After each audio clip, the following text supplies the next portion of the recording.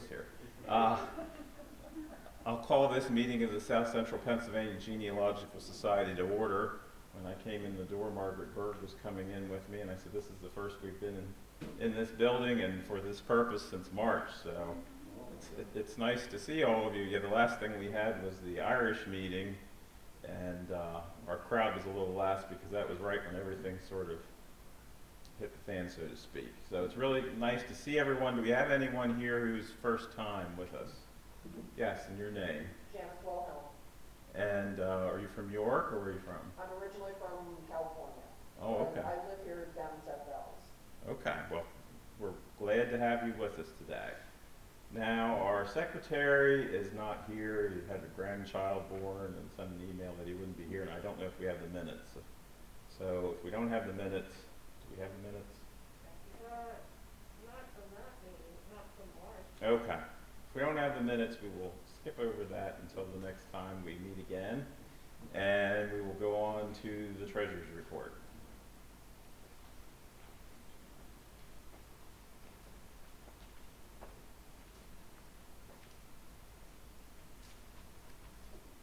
Okay, we're going to start with June.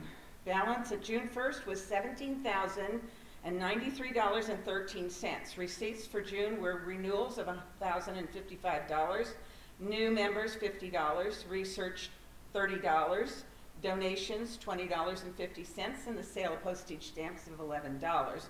Total receipts for June $1,166.50. Disbursements: postal connection for the March-June newsletter, $230.04.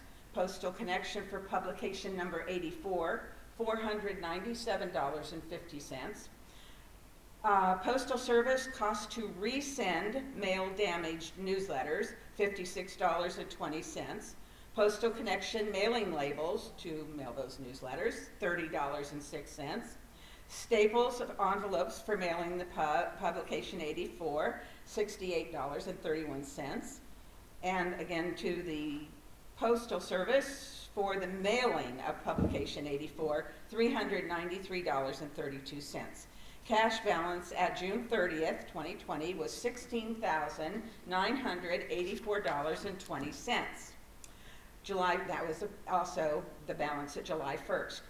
Receipts for July, $1,470 renewals, donations of $299. There were no disbursements in July. Cash balance at July 31st and August 1st, $18,753.20. Receipts for August, $360, that was for renewals. Disbursements: postmaster post office box rental for 1 year, $254. Postal connections for the July-August newsletter, $177.03. So the total disbursements, $431.03, leaving our balance as of August 31st, I should say August 30th, because that's today, no telling what will go on till tomorrow, $18,682.17. Membership as of August, we have 150 who have renewed, we have 2 new members, we have 22 life members, and 12 families in that number of membership. We have 55 that have not renewed, and we have deceased 2 members since July. We are now sending 48 newsletters by email, which is a much higher number than we have been doing, and that makes it very nice to be able to do that. That's it. Thank you, Margaret, and that report will be filed for audit. And I believe if you're here and you're a member and you haven't paid your membership, if you don't pay by tomorrow or Tuesday, you'll get a friendly postcard from us to renew your membership. If you're not a member and you're here, please consider joining our group, because you do get newsletters and special publications and find out about what's going on with us. Thanks a lot. So I guess we'll have information from the York County History Center from Nicole.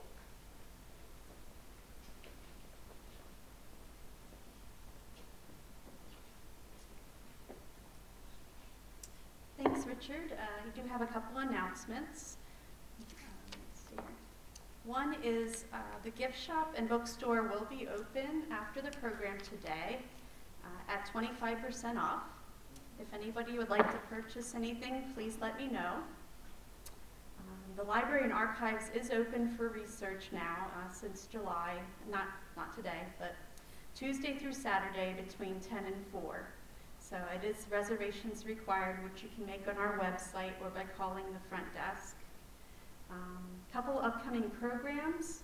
This Thursday evening is our Writers Roundtable, which will feature Matt Jackson, and he'll be speaking about Hanover history.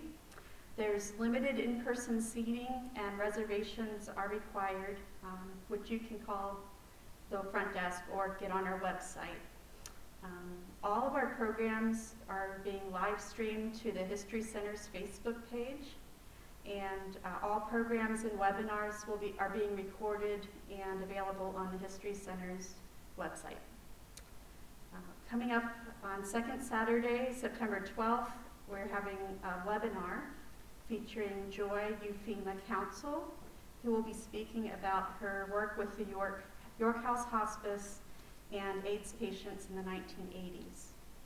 September 16th is the York County Civil War Roundtable, which is also a webinar right now, and that's going to feature Dr. Charles Fennell. And then on September 26th, Saturday, we have two programs. An open hearth cooking demonstration at the Plow Tavern, and a webinar on oral history training, which will be hosted by Barry Loveland and Dr. Monet Abdul Mahid. Any information on our programs, please see me or our website, yorkhistorycenter.org. Thank you very much.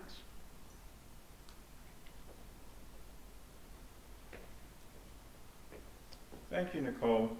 It was mentioned several people had passed away. One of those who recently passed away was Marjorie Brennaman, who was a member of the board. I had spoken to her son, and it seems as though she had had several strokes here since the spring, and then one here that was proved to be fatal. And she was 84. She was a very enthusiastic member. She pretty much had gotten into genealogy after she retired. She was a baker for many years and did fancy decorated cakes in North York Borough, and she lived in the Mount Wolf area most of her life, and I think she lived at Starview is where she lived here at last after they sold their home in Mount Wolf, but she'll be sadly missed because she was our director of publications. She had done the newsletter at one time. Yes, public relations. She had things published in the newspapers and for publicity, director of publicity.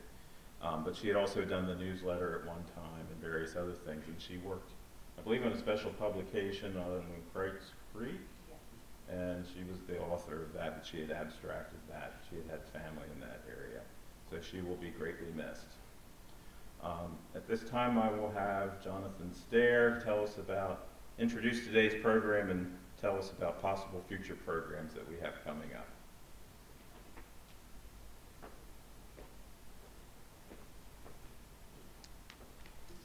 I just want to mention that we may or may not be having future programs like this. The board is going to discuss that this afternoon.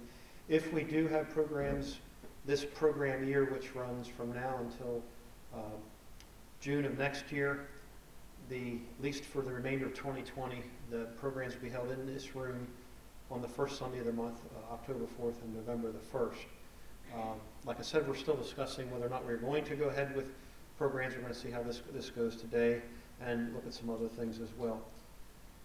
If we meet here next month, we have talked, we were supposed to have our genealogy conference at the end of September, or the first Saturday in October. We canceled that.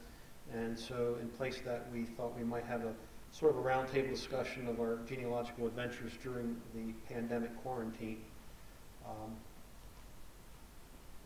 On November the 1st, and this has to be reconfirmed, we were going to have Jean Kilheffer-Hess from the Lancaster Mennonite Historical Society talk about her work in using oral history in genealogical research.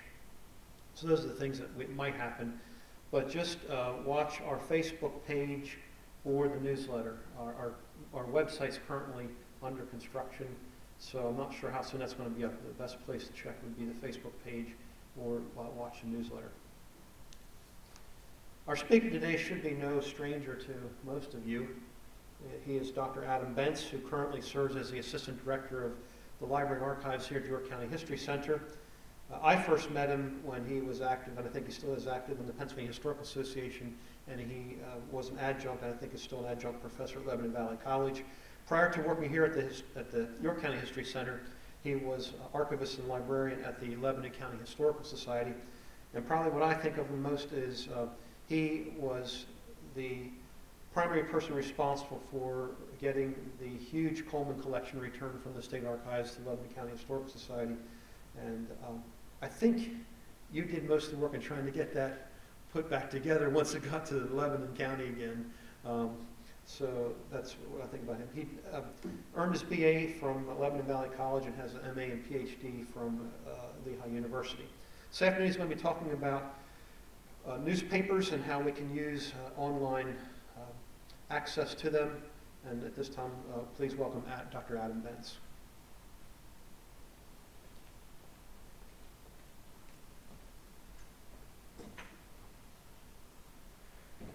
Hello everyone, thank you for that introduction, Jonathan. I wasn't sure what you were going to bring up there. That seems like a very long time ago now, but it wasn't that long ago. That was a massive collection, and there was a great desire on our board in Lebanon to bring that collection back. So I'm not sure how much it's been used over the last year or so since I've been here, but I know that we had several researchers access it after we took it on. So it was an interesting project. So thank you all for coming today. I'm not sure, I've given this presentation in a few different venues now, and I think some of you are pretty familiar with Newspaperscom. Others maybe not. So this is mainly what I'm going to do today is to discuss Newspaperscom and the kind of materials that are available there, and also some search strategies, which we'll try to get to in the second portion, like the question and answer portion. But also to talk about, if you've never used newspapers, which is hard to believe if you're a serious genealogist, newspapers are a wonderful source of information, but perhaps you haven't seen quite the number of things that are available now that they are digitized. So we're very fortunate here in the sense that the History Center has worked pretty closely with Newspaperscom to digitize the Daily Record and its predecessor papers, as well as the York Dispatch. And many other communities are not so fortunate to have their newspaper records so accessible. I'm going to pull on a few things here, some examples that I pulled from York papers, as well as some things I pulled from Lebanon County papers, because I was pretty familiar with those. And I knew that there were some of these stories that I could use to draw on. So I'm going to talk for a few minutes about why we're going to use newspapers for historical research. And I actually just talked to some students about this last week, but newspapers function as a great primary source. So you get information from newspapers that might not have filtered into any other kind of sources written long after the fact. And in this particular instance, I pulled on a story that I knew about.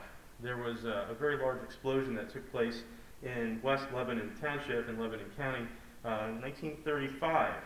And my grandfather actually lived through this. And it appeared in the local papers. And what they did was they interviewed lots of people who survived it and the experiences that they had at the time. This kind of information can be of great value to genealogists, because if you want to expand in your family history beyond dates and the very basic kind of sources, you can put together interesting stories because the papers covered people's daily lives and going through major events like this.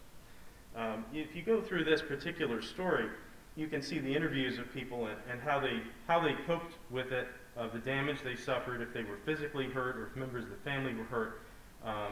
damage to their houses after this huge dynamite shed exploded, and just the shockwave alone shattered windows for many blocks in the western part of, well, it's a separate township, but it's basically the western part of to the west of the city of Lebanon. So this is just one example of what we can pull on. Now, a little bit closer to home, a story that we are asked about probably every 2 or 3 months is the infamous Hex murder that took place in 1928. And this is one of those stories that I think every September, October, people get interested in. Ghost hunting groups are interested in touring the Raymeyer house and seeing what they can figure out, and if they can feel any vibrations, those sorts of things. But what's interesting is what you can get by going to the local newspaper is a real sense of how the community reacted to this kind of event, and also how the community saw the participants at that time. And we have a great amount of material on this in the archives. Of course, a lot was written about it because it became a big trial, and there are a number of books that have been written about it. But by going back to these sources, you can get a sense of really how the community felt about this particular case.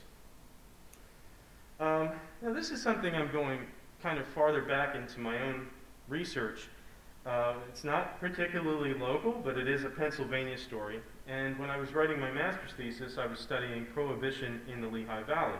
And if you're familiar with the Lehigh Valley, it's basically the area roughly between Allentown on the west and Easton on the east, north of Philadelphia. And it was an interesting area, a diverse area. And there was strong resentment to Prohibition.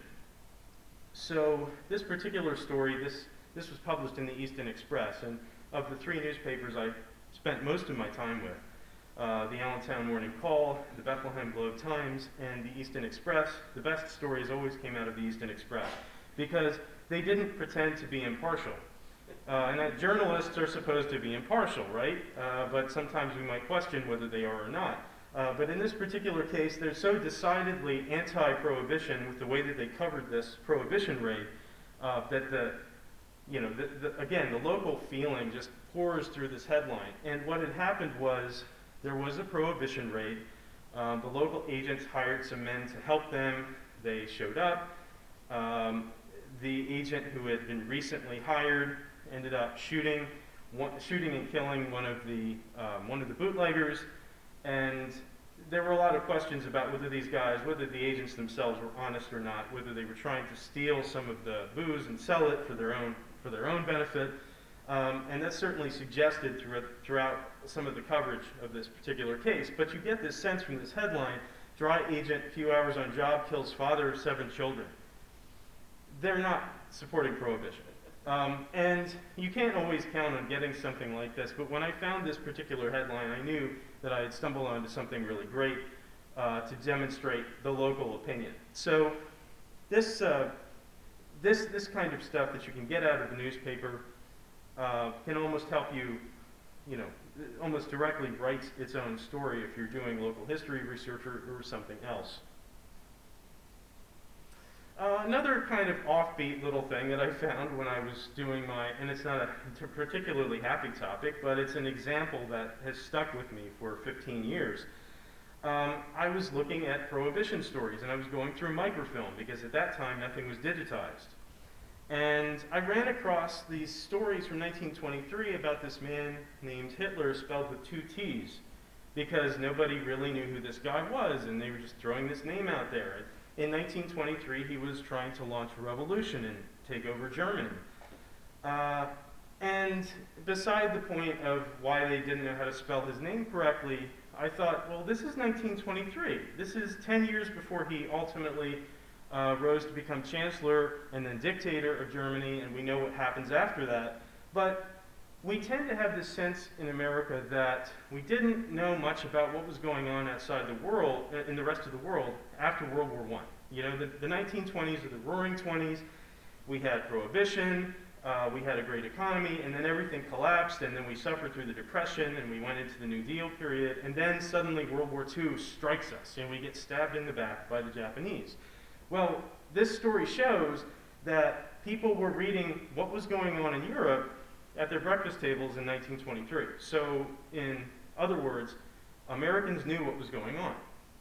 And that really stuck with me because we tend to have a certain way of looking at how history took place and what people knew and what they thought.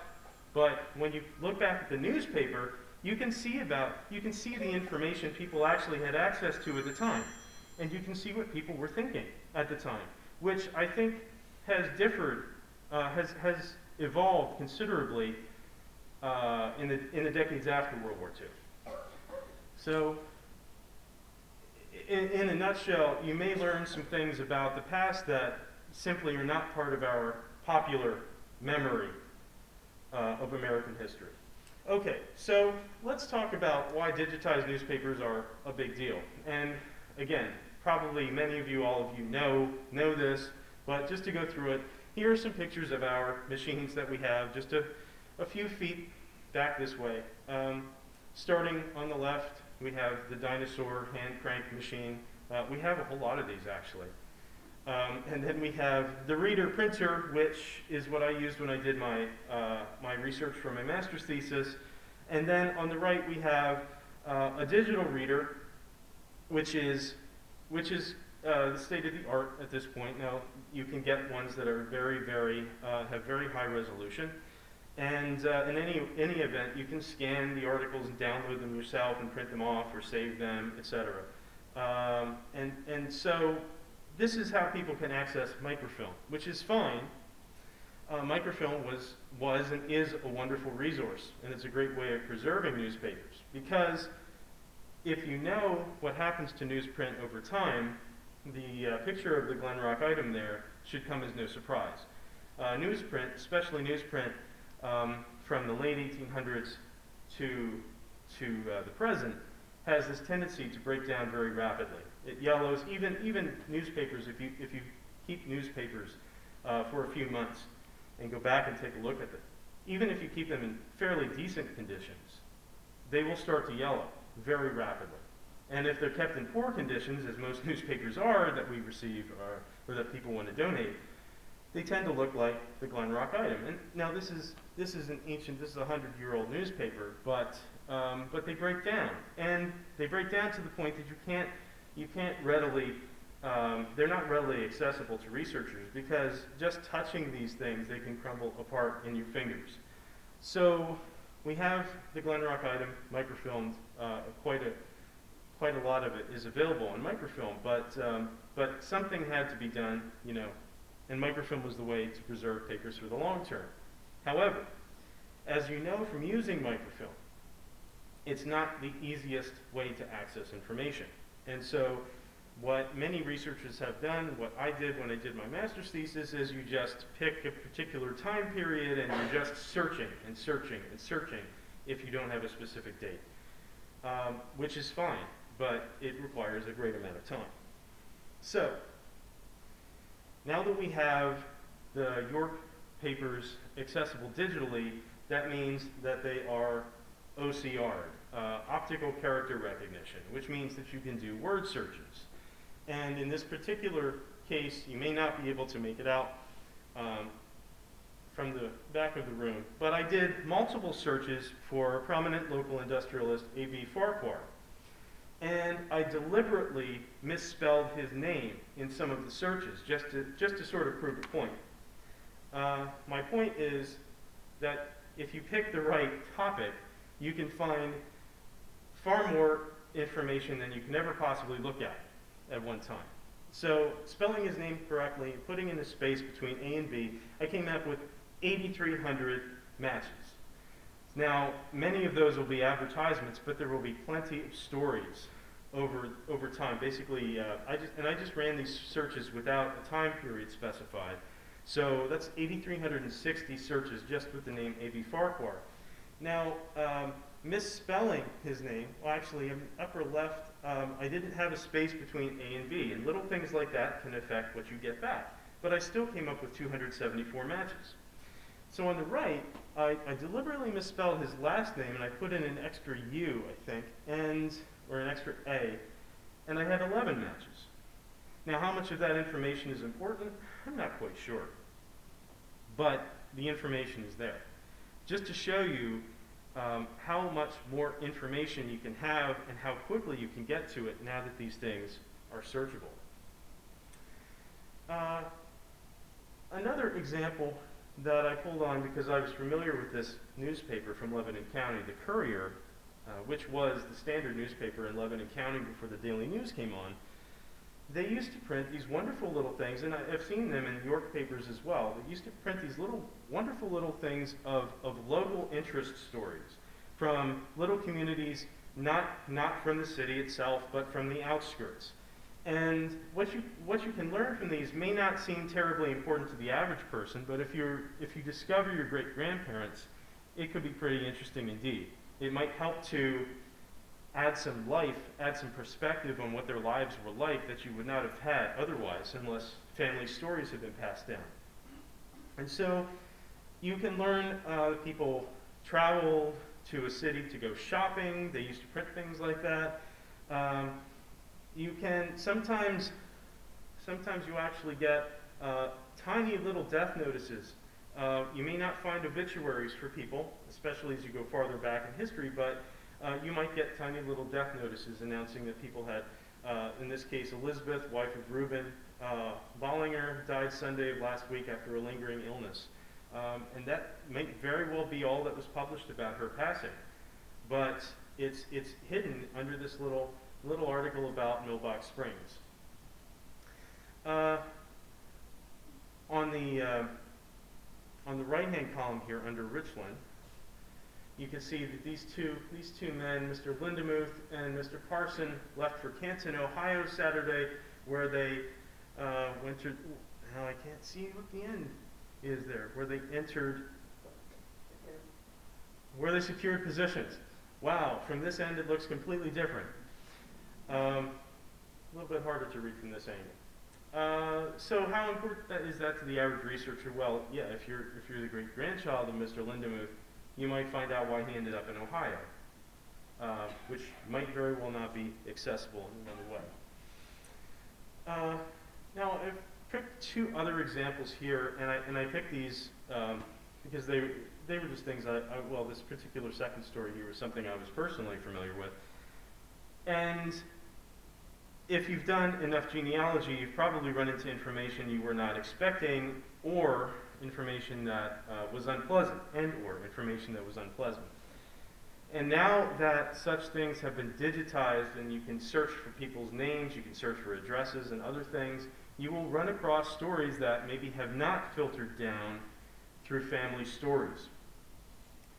And another thing that you probably are familiar with is that newspapers used to print a lot more information about individuals than they would ever consider appropriate today, when we have many legal protections for people's health information, mental health, things like that. The story in the upper right here is basically saying that John Speck, trustee of Rebecca Hausman, a lunatic of East Hanover, Lebanon County, it's just announcing to everyone that she's been adjudicated a lunatic. Well, if that information did not pass down, that could be surprising and something that you'd want to handle with a little more delicacy. The story in the lower right here is something that I was personally familiar with, but I didn't expect to find it, and so there it was in the newspaper. So in this particular story, Mrs. Stella Hirschbach is sued for divorce against her husband Charles Hirschbach. Okay, so it's a typical divorce story, right? Except Charles Hirschbach is my great-grandfather. My great-grandmother's name was not Stella. My great-grandmother's name was Elizabeth. And Elizabeth, at the time of this divorce, was pregnant with my grandfather, which is why Stella decided to break away. Now, this story is certainly not an uncommon one. I've talked to many other genealogists over time about running into things like this.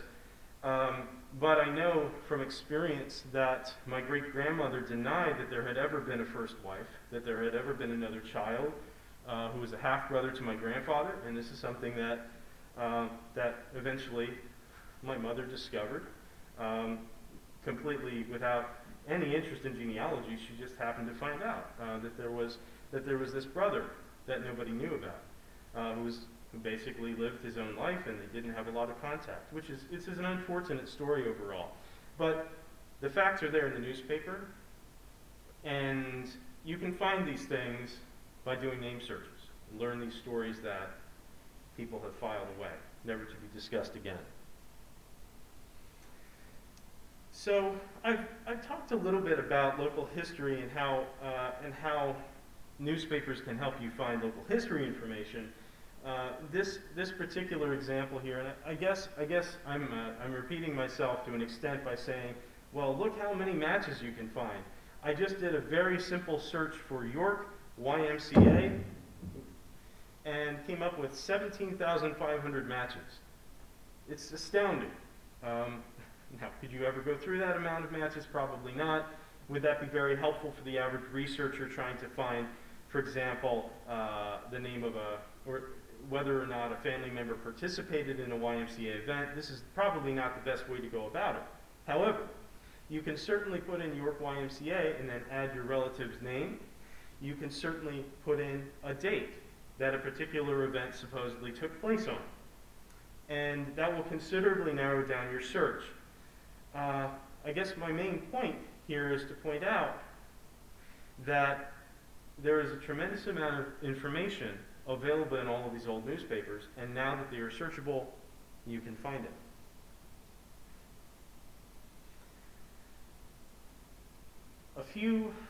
Not quite a year ago, a researcher came in and she was working on a history of the Welcome Wagon organization, some of you may have heard of.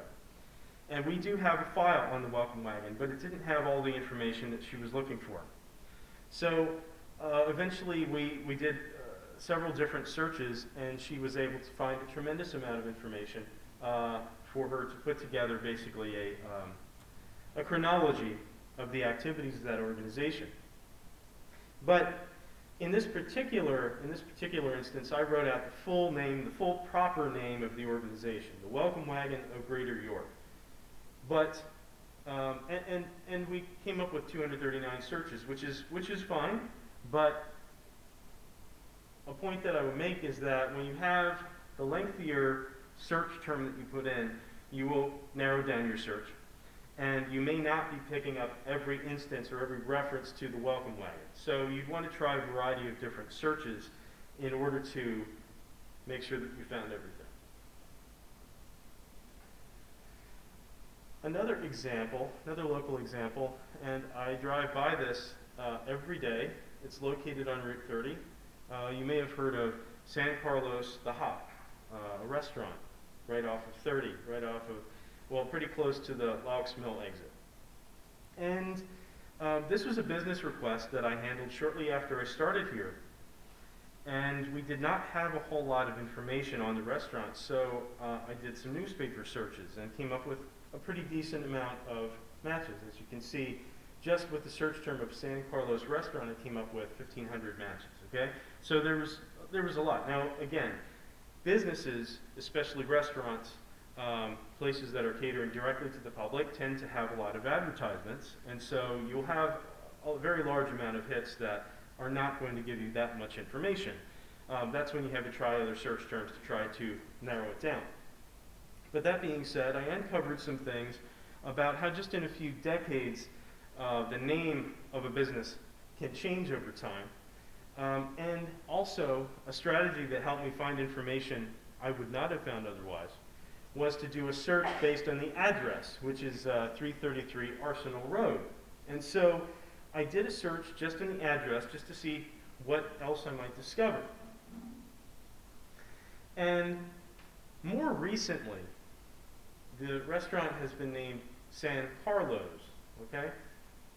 You might say, well, How does that differ so much? Well, it's a possessive, and it strikes me as perhaps a more Italian-themed restaurant, okay? But originally, it was spelled without the apostrophe, and it had sort of a Tex-Mex or Mexican theme when the restaurant was first established in the early 1960s. And I was able to find the different spellings for the restaurant by doing a search of the address. So when you're doing searches, you need to think a little bit more broadly and maybe more creatively, because as we know from genealogy and doing local history, the way in which people refer to things can change quite a bit over time. So a few more points. A lot of people I've heard have talked about newspapers. Newspapers, of course, have issues, and they need to be, often newspaper coverage needs to be evaluated for accuracy. Again, as genealogists, you'll know that people's names are not always spelled correctly. First names are often exchanged, and there are lots of confusions that can get carried down because of inaccurate reporting. And that's true, and newspapers are not the only source of information out there.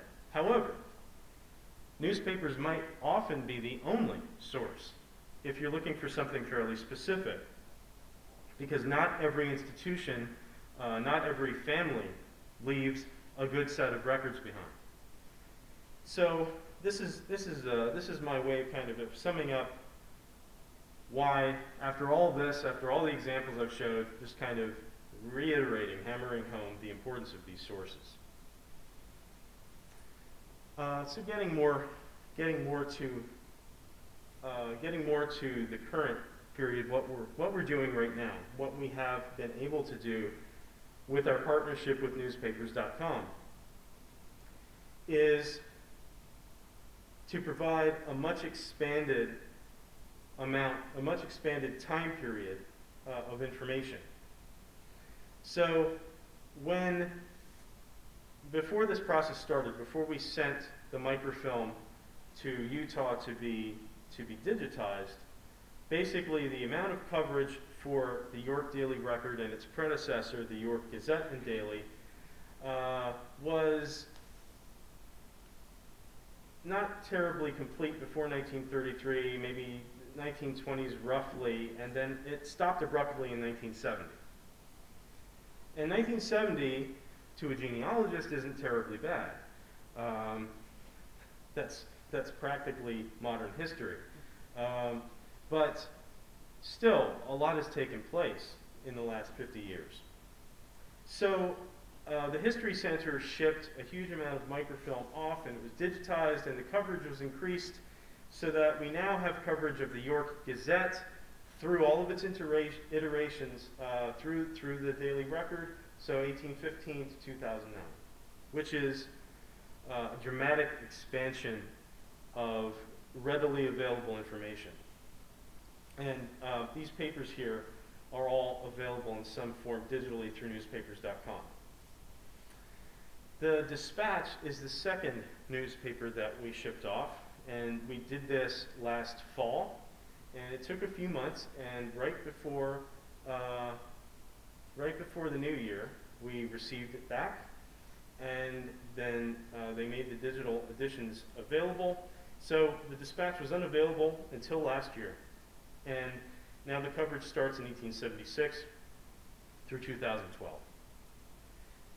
And you might say, well, what about the more recent years? We are endeavoring to have the recent microfilm for both newspapers available to people. We recently purchased a great amount of the Daily Record that we did not have for the last 3 years, but we do not have it all the way up to the present as yet. But we are going to do that. As far as making things accessible digitally, Newspaperscom has told us that we will be provided with digital PDFs in color for the more recent years, and they will be searchable. So in some way, shape, or form, those will appear through the normal website and be accessible, but also have color pictures, which is something you definitely do not get from microfilm or the scanned microfilm that is currently available. When I was at the Lebanon County Historical Society, we were contacted by Newspaperscom because they wanted to do this. This is a nationwide project. And I think I skipped over this, but Newspaperscom is constantly expanding, and the numbers that I received directly from them was that they're adding 10 million pages a month to their coverage. This 590 million pages. This is about 3 months old, so they're well over 600 million pages of newspaper content at this point. So when I was at the Daily News, they contacted me and said, "Would you be able to ship off your microfilm collection?" And it was heavily used, so there wasn't really a way we could do that. We didn't have a separate archival collection, of masters that we could send. So I encouraged them to contact the microfilm supplier, which is the same microfilm supplier that we use here for the York papers. And they ultimately expanded the digital access. So originally, while I was there, it ended abruptly in 1977. And so people would come in and say, and the same thing used to happen here, people would come in and say, "Well, I'm looking for information in the 1980s. Well, that could be tough to find. It might take some time with the microfilm. But if it happened 10 years earlier, or 20 years earlier, we can find it easily at Newspapers.com. And people would have a hard time understanding that because you'd think that it would be easier to find more recent things. But without the digital access, of course, it wasn't possible. So the coverage jumped, in Lebanon it jumped from 77 to 2011. And in the short time that I had access to that, suddenly we were able to help people in a way that just wasn't possible. Much faster, much better service for researchers. And nearby, across the river in Lancaster, they have done the same thing. Maybe an even more amazing partnership.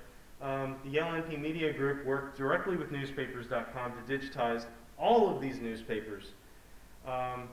And again, there's so many of them you probably can't make it from the back of the room to see, but a tremendous amount of coverage that goes back into the 1700s of Lancaster County newspapers. And at least as of last fall, if you paid for digital access to the LNP publications, you were able to access all of this stuff through Newspapers.com, which is a really great deal for researchers. Now, one thing I'd like to stress here, something that occurred to me when I was in Lebanon, and also I talked about this with Nicole, is the repercussions for an institution like the History Center in providing this kind of material to Newspapers.com. Because local repositories like history centers, historical societies, they kind of have this unique position as controlling all of this great stuff that's on microfilm, basically controlling a community's history on their newspaper collection. So what are the benefits? Well, I think I've kind of walked through many of them already. And yes, by doing this, we have enabled Newspapers.com to sell access to these papers to anyone in the world, because anyone that has a personal subscription to Newspapers.com can access the Daily Record and the Dispatch. However, it has made it much easier for us to provide good service to researchers, and it has also drawn in a lot of researchers to use Newspapers.com here, where they can receive assistance from staff and from volunteers on how to do searches, and also avoid having to pay the cost of a $150 membership per year, whereas a History Center membership is considerably more affordable. So, in general, I think we've come to the conclusion that this digitization has been very beneficial. just some pictures in case you're not familiar with what our microfilm cabinets look like. The Gazette spans a whole bunch of drawers, and each drawer has a number of rolls in it. They provided us with these really nice, well identified cardboard boxes to pack the microfilm. And more recently, like I said, we sent the dispatch. And to their credit, I believe we received everything back, which is wonderful, because that was a concern, certainly, of losing very expensive microfilm in this process. So, I'll just end with a few other points, suggestions if you're doing research, and for many genealogists, you're going to need to do research beyond the local newspaper, because people tend not to stay put all the time. And there are some great other sites. Newspaperscom, like I said, is a for-profit site. We have a relationship with them because we have provided access